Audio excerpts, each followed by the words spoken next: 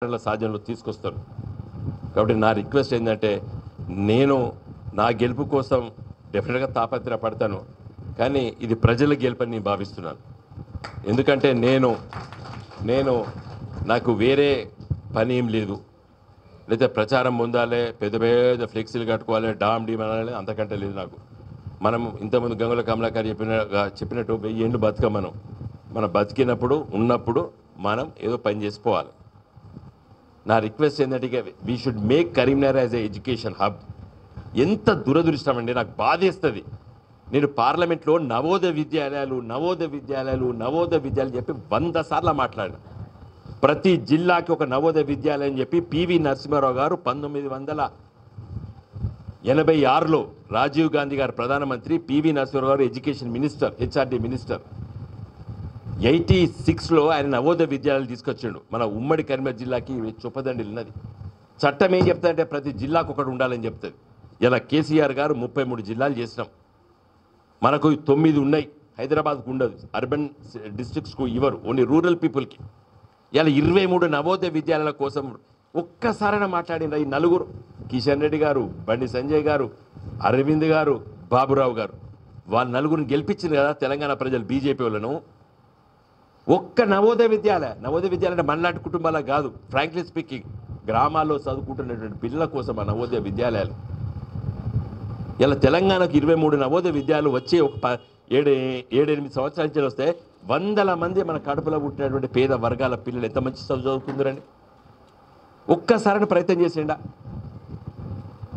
అన్ని పిచ్చి పిచ్చి క్రిటిసిజాలు, పనికి మాలిన క్రిటిసిజాలు. ఓ బోయినపల్లి సరిత అనగా ఉద్యమం వచ్చింది, అది వినోద్ కుమార్ చుట్టం అని ఓడంటాడు. నేను చెప్పిన మరి బోయినపల్లి వాళ్ళు అంటే బొచ్చడం మంది బోయినపల్లి వాళ్ళు, మరి వాళ్ళందరూ నేను ఇప్పించిన అని చెప్పిన. ఆఖరి 3-4 రోజుల తర్వాత కేసీఆర్ గారు మేనల్లుడు భార్య అని తెలియదు. మరి అప్పుడైనా వీళ్ళు మాట్లాడాలి కదా పేపర్ రోడ్, అరే పాపం మీ తప్పు పని చేసినా వినోద్ పేరు చెప్పినాం, ఇది కేసీఆర్ మేనల్లుడు భార్య అని చెప్పాలి. ఉన్న విషయం స్ట్రేట్గా చెప్తాను నేను, వితౌట్ మిన్సింగ్ వర్డ్స్. వ్యాపారాలు ఉంటాయి, కుటుంబం అంతా వ్యాపారాలు ఉంటాయి. ఇప్పుడు గంగుల కమలాకర్ గారు రాజకీయాలకు వచ్చిండు, వాళ్ళ ఒక బ్రదర్ ఫుల్ 24 గంటలు గ్రైండెటే ఉంటాడు. ఆయన వాళ్ళ పొత్తులదో వేరేదో నాకు తెలియదు, చెప్తున్నా ఇవన్నీ పని బాగుంది అంతే కదండి. పై చుట్టుపక్కల పేర్లు లింకు పెట్టుడు అంటే పొలిటికల్ క్రిటిసిజం ఉంటే ఉండాలి. ఆ మేడిగడ్డ దాని ఏంది sub contract LNT Vinod Kumar తమ్ముడు చేసిన కూడా రాసిండు పేపర్లో, బండి సంజయ్. నీ తెల్లారైనా బిడ్డ ఆ సబ్ కాంట్రాక్టర్ దొరకబట్టు నువ్వు అని చెప్పిన. రేవంత్ రెడ్డి నువ్వు మేడిగడ్డకు పోతున్నావు కదా, మేడిగడ్డకు పోయినప్పుడు ఇద్దరు సబ్ కాంట్రాక్టర్ పేరు పెట్టి చెప్పు అని చెప్తే ఆయన అడిగిండు కూడా Revanth Reddy. No sub contractor sir, LNT ఎవరికి ఇవ్వదు, ఎందుకంటే మల్టీనేషనల్ కంపెనీ అది. ఇంకా తెల్లారించి నోరు మూసుకున్నాడు ఈ బండి సంజయ్. అంటే బదనాం చేయడానికి ప్రయత్నం చేశాడు. అంటే నేను మీరు అడగకుండా చెప్పేస్తున్నాను నేను, ఎందుకంటే ఇలాంటి అంటే బురద చల్లడం, బట్ట కాల్చి మీద పడేయడం అనేది జరుగుతుంది రాజకీయాల. ముఖ్యంగా ఎప్పుడైతే అసహనం వస్తుందో, ఓడిపోతామనే భయం పుడుతుందో, ఇలాంటి ఆరోపణలు చేస్తారు. డెఫినెట్గా నేను చెప్తున్నా, గ్రామాల్లో కూడా నేను తిరుగుతున్నా. ఎల్కత్తూరు నిన్న పొద్దున గంగుల కమలాకర్ గారు, హరిశంకర్ గారు, మా మేయర్ గారు, మేమందరము కిసాన్ నగర్ తిరిగిన, స్నానం చేసిన, కమలాపురం మండలం ఉప్పలకు పోయినా, మళ్ళీ వచ్చిన ఇక్కడ మన గంగాధర్ పోయినా, తర్వాత బోయినపల్లి మండలం పోయినా, సిరిసిల్ల పోయినా, మళ్ళీ రాత్రి ఇక్కడికి వచ్చిన ఇఫ్తార్ పార్టీ అటెండ్ అయినా, మళ్ళీ రాత్రి 9 గంటలకు ఇల్లంతా కూడా పోయినా. ఎక్కడ పోయినా ఒకటేనండి, గ్రామీణ ప్రజలు బ్రహ్మాండంగా మాకు ఓట్లైపోతారు.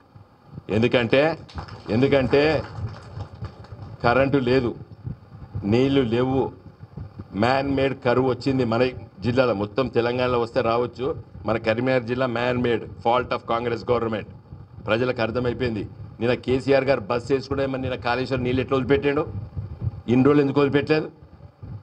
నిన్న నారాయణపూర్ చెరువు చూసారు కదా మీరు, నిన్న నీళ్ళు వదిలిపెట్టాడు. మరి ఈ సొయ్యి 3 నెలల నుంచి ఎందుకు లేదు కాంగ్రెస్ వాళ్ళకి?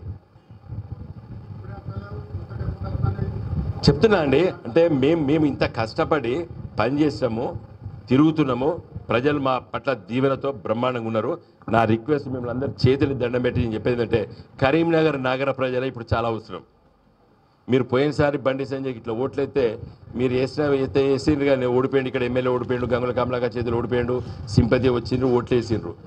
ఏమో ఇక్కడ ఇట్లా బాగా చర్చ వచ్చేసరికి ఆడ మన చొప్పదిండలో మైనస్ అయింది, నాకు మానకుంటలో మైనస్ అయింది. ఈ కాంగ్రెస్ వాళ్ళు సరెండర్ అయినరు. ఇంకా పొన్నం ప్రభాకర్ డిపాజిట్ పోతుందా అండి? లాస్ట్ టైం ఆయనకంతా వీక్ లీడర్ కాదు, అంటే కాంగ్రెస్ వాళ్ళు సరెండర్ అయ్యి బీజేపీకి ఎత్తే నేను ఓడిపోయినా. లాస్ట్ టైం డైరెక్ట్గా నేను ఓడిపోలేదు, ఫ్రాంక్లీ స్పీకింగ్.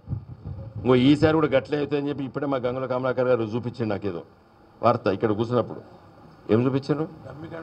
డమ్మీ క్యాండిడేట్ కోసం చూస్తానంటే ఈయన బతిలాడుకుంటాడట కాంగ్రెస్లో డమ్మీ క్యాండిడేట్ పెట్టమని. మళ్ళీ సేమ్ కుట్ర లాస్ట్ టైం. నా రిక్వెస్ట్ ఏంటంటే ప్లీజ్ కరీంనగర్ టౌన్లో ఈసారి మనకు మెజార్టీ రావాలి. నేను ఒక విధంగా చెప్తున్నా, I have every right to ask.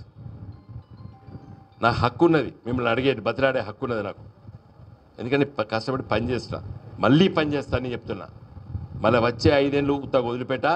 I will see that Karimnagar is a vibrant city. నాకు తెలియని మంత్రులు తెలియదు, నాకు తెలియనటువంటి ఆఫీసర్లు తెలియదు. ఢిల్లీలో కానీ హైదరాబాద్లో కానీ ఎక్కడ కానీ నాకు పరిచయస్తులు లేని వాళ్ళు లేరు. ఎందుకంటే నేను 20 ఏళ్ళు 10 సంవత్సరాలు ఎంపీగా పనిచేసిన, 10 సంవత్సరాలు యాక్టివ్ పొలిటీషియన్గా పనిచేసిన. కాబట్టి నాకు అందరు తెలుసు. కాబట్టి మిత్రులారా, మీరు ఇక్కడ చాలా కొద్ది మంది ఉన్నారు అని నేను అనుకోవడం లేదు. మీరు ఒక్కొక్కరు మరొక టాక్ క్రియేట్ చేస్తే ఈ 40 రోజుల లోపల మీ వాడలో ఒక్కోటి కూడా అడ్డుపోదు. నాకు తెలుసు ఎందుకు వేయరు, ఎందుకు వేయకూడదు. మనం రాజకీయాలకు అతీతంగా కూడా పనిచేయాలి మనం కొన్ని సందర్భాలు. ఇక శశి తరూర్ ఉంటాడు, తిరువనంతపురంలో గెలుతాడండి. ఆడ కమ్యూనిస్ట్ రాజ్యం, కానీ శశి తరూర్ని గెలిపిస్తారు ఆడ. ఎందుకంటే he's a little bit intellectual,